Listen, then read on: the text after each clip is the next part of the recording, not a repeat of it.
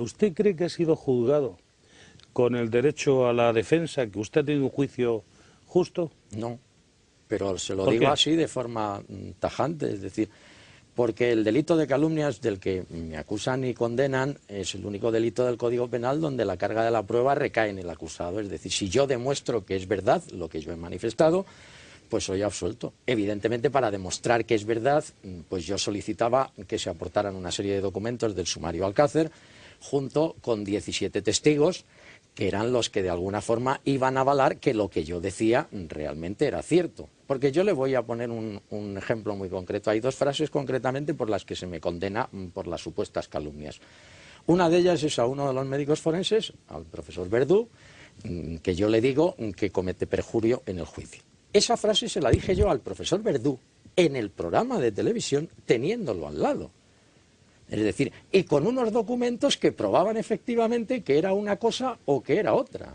Es decir, que es que era un hecho que era muy concreto. En su informe de autopsia, en el cual se ratificaban, decían que a las niñas les habían sido retiradas las ropas respetándolas en su integridad. Cuando don Fernando García tuvo oportunidad de ver el vídeo de las autopsias, comprobó cómo las ropas se cortaban con unas tijeras. Y cuando efectivamente luego comprobamos los documentos sumariales, pues hay unos documentos en el sumario donde el propio Instituto Nacional de Toxicología dice que las prendas les han llegado manipuladas y que eso ha hecho además que hayan perdido la posibilidad de hallar a los presuntos autores.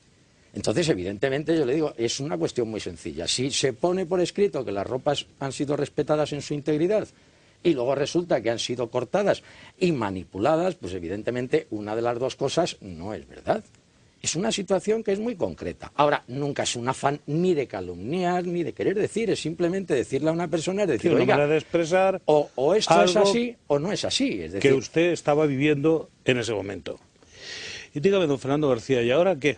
¿Van a recurrir la sentencia ante el Tribunal Supremo?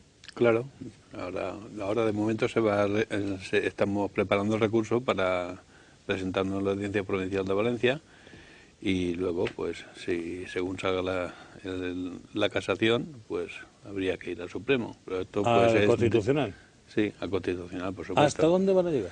Pues hasta que alguien tenga un poquito de sentido común y vea que están cometiendo una injusticia otra vez. Vamos a ver qué decían ustedes en los juzgados de Valencia, nada más conocer la sentencia. Me parece totalmente desproporcionado, porque si por un homicidio se piden 15 años y porque alguien se haya molestado conmigo me piden 16, creo que es totalmente desproporcionado. Hombre, esto se afronta siempre mal. El hecho de que por opinar puedan pedir una pena de prisión comparable a la de un homicidio, pues la verdad es que sorprende y asusta. Asusta que sea el propio Ministerio Fiscal quien pida tantos años de cárcel por haber opinado lo que en un momento determinado nosotros considerábamos sobre las actuaciones judiciales del caso Alcácer. Juan Ignacio Blanco, gran periodista, muy conocido. ¿Qué le llevó a tirarse de cabeza a usted a la investigación del caso Alcácer? Pues una razón muy sencilla. Estaba cansado de que me contaran patrañas en el 90% de los grandes sucesos que todos hemos investigado y en algunos de los cuales he coincidido con usted. Y desde el crimen de los Galindos, pasando por el crimen de los Urquijo, pasando por Anabel Segura, pasando por la mayor parte de los crímenes de cierta trascendencia, donde estaba viendo uno, donde me estaban diciendo cosas que dicen, bueno, pero ¿qué me están contando ustedes a mí aquí al respecto de todo esto?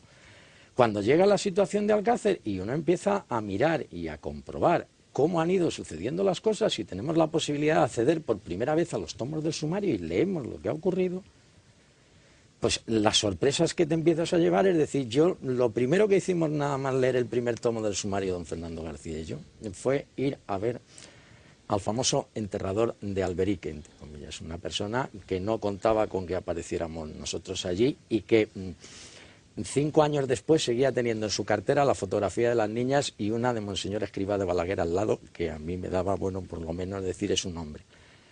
Todo lo que nos dijo ese señor era lo contrario, y don Fernando está aquí, de lo que la Guardia Civil decía en la diligencia de levantamiento de cadáveres. Y entre otras cosas, algo que se me quedó grabado constantemente, que le dije, y bueno, ¿y la alfombra, se acuerda usted de qué color era? Y había en el bar donde nosotros estábamos una máquina de tabaco de Ducados, donde estaba como el azul ese del Ducados, igual. Y oiga, pero que la alfombra que hay aquí, dice, yo se lo estoy diciendo, se lo juro por la memoria de las niñas caso, que eso don era Juan así. Ignacio, esas cosas A partir de ahí, quedarían, me imagino, una declaración firmada o grabada, en fin, cosas que puedan demostrarse, porque no vale solo pero con si es que el todo eso lo testimonio han declarado luego en de el algo. juicio. Cuando el enterrador fue al juicio le dijeron, la alfombra es esa, dijo, no. Bien, no vamos a profundizar ahí, no queremos caer, como decíamos antes, en lo que está siendo juzgado. Dígame, ¿puede decirse que usted lo ha perdido todo en este proceso, menos el honor? Pues prácticamente sí. Realmente, hombre, lo que es en mi vida personal, bueno, pues afortunadamente cuento con una familia y con una mujer y su familia que me siguen queriendo, pero salvo lo que es mi vida personal, evidentemente todo lo que supone profesional y económicamente para mí ha sido, pues evidentemente, una auténtica ruina. ¿Y estaba en todos su los aspectos. intención hacer daño alguno a todos los que luego se sintieron calumniados o injuriados? ¿O usted Pero, cuando hablaba pretendía pero esclarecer aquello que todavía no pero, pero ¿qué interés esclarecido? puedo tener yo en molestar a un guardia civil que no sé ni quién es? Es decir, si yo simple y llanamente lo único que pretendía, como don Fernando García en esos momentos, porque hay cosas que hay que entender, si no llegamos al tema humano no entendemos nunca. Mire, yo le voy a contar una anécdota trágica. Cuando estábamos en uno de los programas de Canal No, pues cuando nosotros salíamos del programa nos estaban esperando con un coche para llevarnos al aeropuerto y traernos a Madrid al programa del Mississippi. Eso se hacía todos los días. Uno de los días, cuando íbamos a coger el coche para ir al aeropuerto, nos dicen, oye, esperad un momento que no os podéis ir todavía. Digo, ¿cómo que no nos podemos ir todavía? Que nos llegamos a... No, que es que, mira, ha pasado una cosa. Al final nos enteramos y entonces resulta que la mujer de don Fernando García había tenido un accidente con una estufa de butano y 4 tabiques de su casa se habían caído. Su mujer tenía quemaduras prácticamente en el 60% de su cuerpo. Evidentemente la ingresaron en el Hospital de la Fe de Valencia y don Fernando dijo, bueno, pues a partir de este momento dejamos las televisiones y dejamos todo, porque yo, estando mi mujer como está, no vamos a continuar. Sin poder hablar, como estaba doña Matilde, que en paz descanse, en esa situación, y luego en un papel por escrito le puso a don Fernando García que si dejaba de buscar a los asesinos de su hija se moría, y que no dejáramos los programas de televisión. ¿Por qué? Porque lo único que se pretendía era saber qué había pasado en Alcácer, quién o quiénes habían asesinado, torturado y violado a Miriam, Toñi y Desiré, porque aquí seguimos hablando del mismo problema. Aquí todo el mundo tiene honor. Pero ¿dónde está el honor de las niñas? ¿A quién le ha preocupado el honor de las niñas?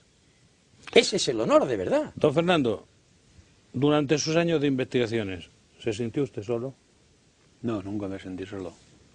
Siempre tuve a alguien que me diera la mano y que me diera aliento para seguir hacia adelante. Unas veces mi mujer, que en paz descanse, otras veces Juan Ignacio, otras veces mis hijos, otras veces mi familia, otras veces amigos, otras veces... Siempre había, y sobre todo, el recuerdo de mi hija.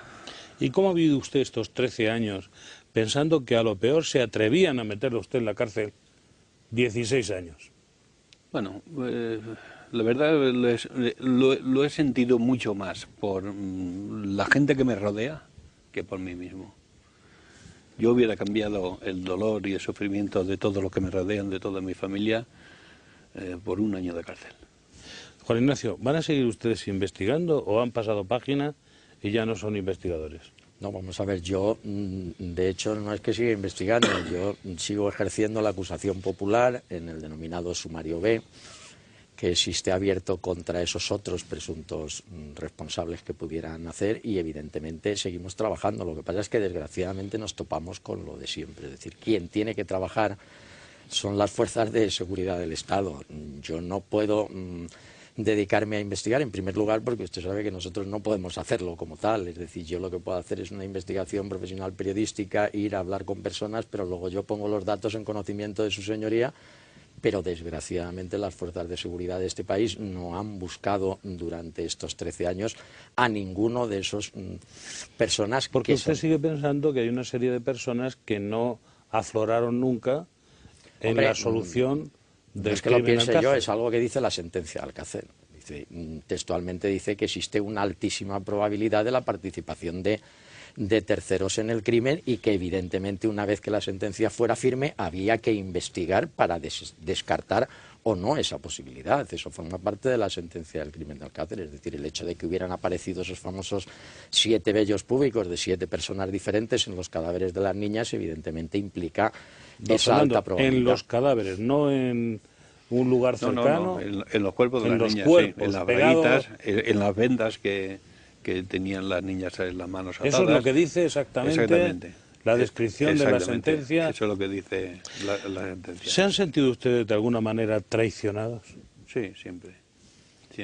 Yo me he encontrado siempre con ese muro infranqueable y con impedimentos uno detrás de otro. Pero siguen recibiendo muestras de apoyo, ¿no es así? Sí, afortunadamente sí. Hoy, por ejemplo, cuando me he montado en el avión, habían las azafatas, he acercado a una de ellas y me ha aflorado mi sentido emocional, porque me ha saludado y me ha dicho: soy la jefa de cabina y le invito a que pase usted a la zona VIP, que me gustaría invitarle a un café. Y ha sido la primera vez en mi vida que he visto, porque me recuerdo de mi hija, siempre lo tengo en 14 años, y hoy he visto a mi hija en ellas. Ha sido algo especial.